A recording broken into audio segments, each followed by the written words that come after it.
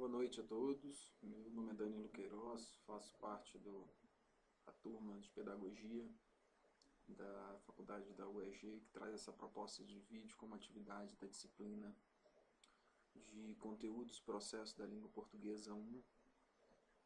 Bom, dentro da nossa linha de trabalho, vamos trabalhar duas perguntas e discutirmos elas em decorrer do vídeo. Então vamos para a primeira questão. Na década de 60 iniciou-se uma abordagem da linguística para a compreensão da linguagem. Segundo os estudos, vamos falar sobre a nova abordagem dizendo quem é o autor, como é entendida e como se efetua a aquisição da linguagem neste contexto. Nós vamos fazer essa análise agora. A partir dos anos 60 teve início uma nova abordagem linguística para a compreensão da aquisição da linguagem, o inatismo, nascida de uma relação contra o behaviorismo e procurando dar conta do aspecto criativo da linguagem. A teoria chomskiana apoiou-se no pressuposto de que o ser humano dispõe de uma capacidade inata para a linguagem.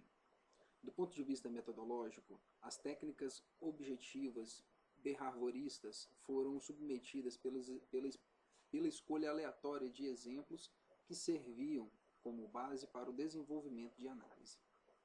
Para os inatistas, a linguagem é entendida como sintaxe, considerada como um conjunto de regras que a criança vai deduzir ou descobrir independentemente de todo o uso da língua. Segundo eles, a criança é equipada geneticamente de um dispositivo de aquisição da linguagem, que lhe dá acesso às categorias gramaticais e às estruturas gramaticais de base.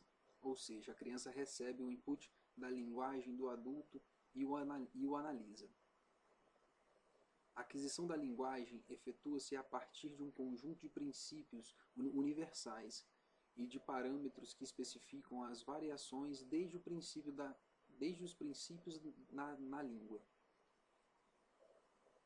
Princípios e parâmetros estes que fazem parte do equipamento genético da criança. De acordo com o manejo e o domínio da língua, dependem essencialmente da atualização de estruturas anatomofisiológicas que sustentam essa faculdade e da exposição a uma língua particular, cuja forma se realizará gramatical universal. A linguagem, já dada ao indivíduo com suas características essenciais, é pré-construída e emerge na primeira infância, em fundação da maturação do sistema nervoso central. Conforme a criança amadurece, o sistema de regras vai se modificando em função da interpretação que a criança faz da linguagem promovida pelo ambiente. Essas transformações são bases da complexidade do input linguístico da criança. Você percebe que os professores e a escola, dentro do atual contexto escolar, têm clareza do que é ler? Quais seriam as habilidades mínimas exigidas para a leitura proficiente?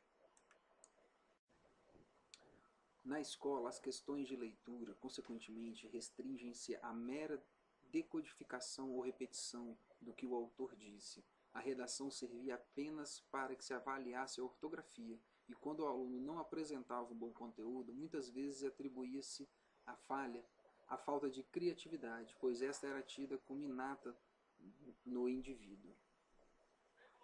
A habilidade que se deve ter de leitura não é somente traduzir sílabas ou palavras em sons isoladamente.